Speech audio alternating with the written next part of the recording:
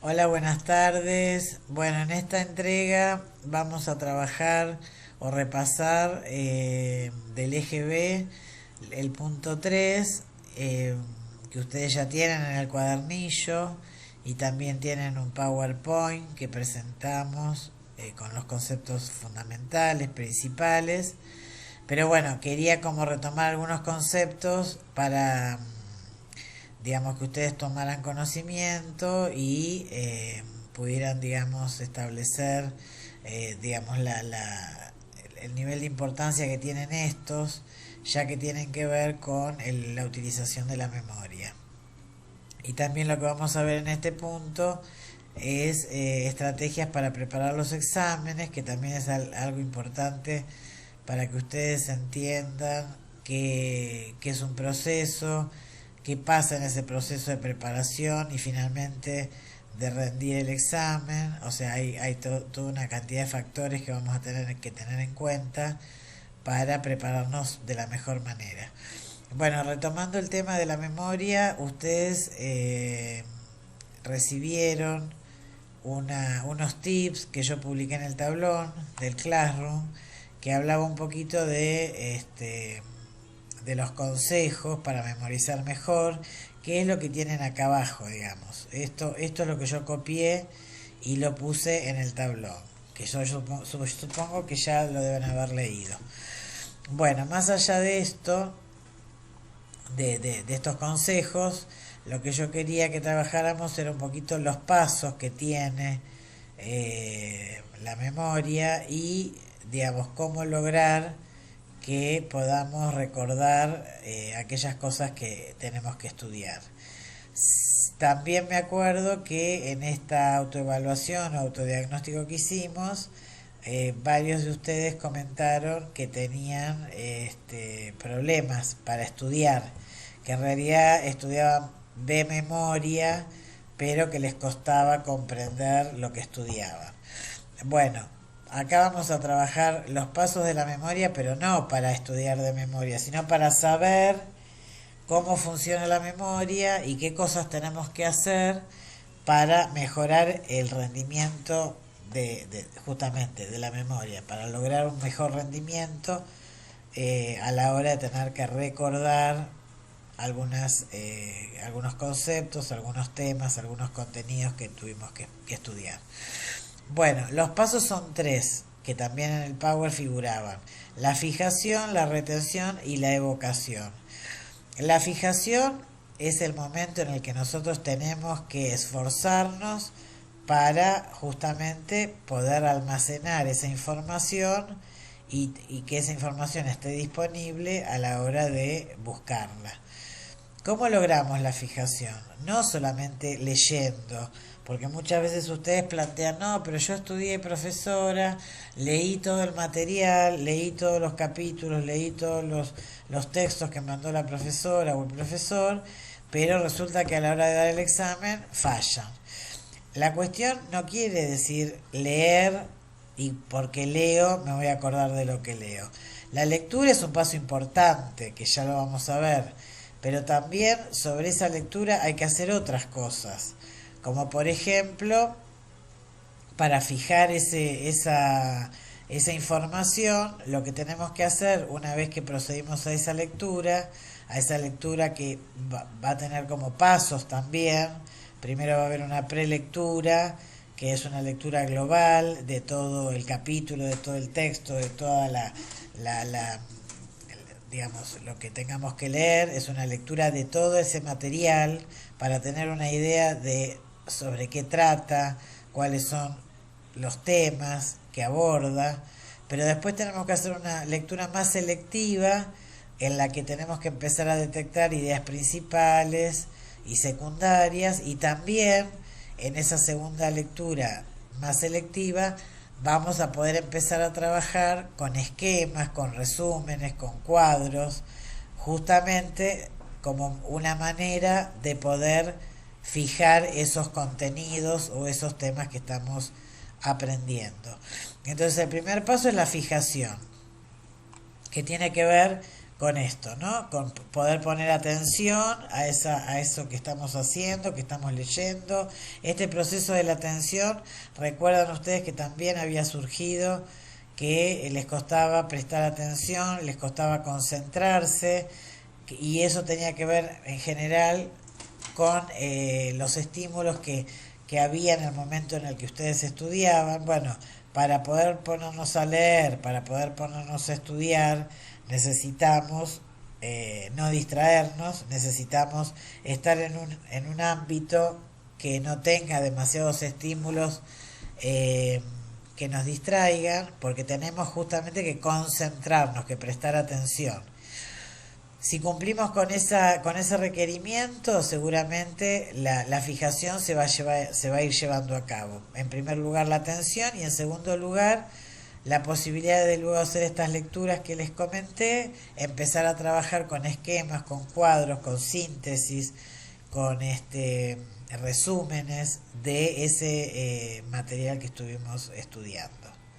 La retención implica que eso que pudimos fijar en ese primer momento, en esa primera parte del trabajo, se pueda conservar por más tiempo dentro de la memoria. Esta retención se puede practicar a partir de los repasos. Si yo, aparte del resumen, aparte de la red conceptual, que hice en un primer momento, retomo, recupero esa información, la vuelvo a leer a los 2 días, a los 3 días, a la semana, y no espero a último momento, cuando sé que tengo que dar el examen, a leer todo junto. Si yo voy pudiendo hacer esos repasos periódicos, seguramente la retención se va a establecer y vamos a poder recordar esa información. Y el otro paso que queda es el de la evocación, o sea, tratar de buscar en esa memoria, o sea, tratar de buscar eso que retuvimos y traerlo al presente, porque no tenemos toda la información en el aquí y ahora, digamos. Cuando queremos recordar algo, tenemos que ir a buscar esa información y la vamos a buscar en esa memoria que tenemos a largo plazo. Nosotros tenemos dos tipos de memoria, una a corto plazo y otra a largo plazo. La que se llama a corto plazo es una memoria que nos permite recordar información por un tiempo corto. Ahora, si yo quiero conservar esa información durante más tiempo, tengo que trasladar, digamos, esa información a una memoria que se llama a largo plazo. Esa memoria a largo plazo, cuando yo quiera, digamos, evocar la información, va a volver a mi memoria, va a volver a mi estado de conciencia, podríamos decir, al presente, pero para lograr que transferir esos datos de la memoria a corto plazo a la memoria a largo plazo, tenemos que utilizar técnicas para organizar la información y luego hacer esos repasos periódicos. O sea, las técnicas que tenemos que usar para ubicar esta información en la memoria a largo plazo es la misma técnica que nosotros tenemos que utilizar cuando realizamos la fijación. Fíjense, para realizar la fijación tenemos que organizar esa información. Bueno, para alojar esos datos en la memoria a largo plazo, vamos a tener que utilizar esas técnicas que nos van a permitir retener por mayor tiempo esa información y poder evocarla. Bueno, estos consejos eran los que ya vimos, que son importantes que los vean, que los vuelvan a leer, para que puedan entender también cómo funciona esta cuestión de la memoria, cómo tenemos que vincularnos activamente en este proceso de aprendizaje, tratar de tomar apuntes. Esa sería una manera activa de estudiar y de aprender, o sea, tratar de participar. ¿Se acuerdan que también otra de las cosas que faltaban era, y no participo en clase, no soy activo, digamos, en el momento en el que tengo que aprender. Por ahí dependo mucho de lo que dice el docente, no tomo la iniciativa para buscar mayor información. Bueno, esas cuestiones tienen que ver con la actividad. Si yo soy activo frente al aprendizaje, voy a poder lograr recordar más la información que voy guardando en mi memoria, porque además de tomar apuntes, voy a poder utilizar estas técnicas de las que hablamos para mejorar el repaso de esos temas y recordarlos.